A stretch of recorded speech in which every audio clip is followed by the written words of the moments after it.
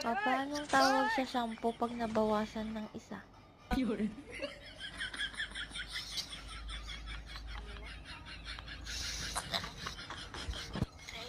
Ha? Masabi niya. Kapag Ano na lang tawag sa shampoo pag nabawasan ng isa? shampoo. Oo. Shampoo. Pag nabawasan ng isa. Oo. Ay, shampoo sa buhok. Ha? Shampoo sa buhok. Oo. Pag nabawasan ng isa. Oo.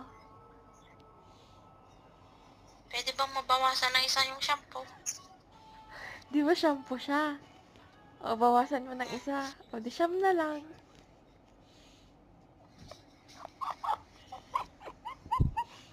Ah, hindi ko na gets.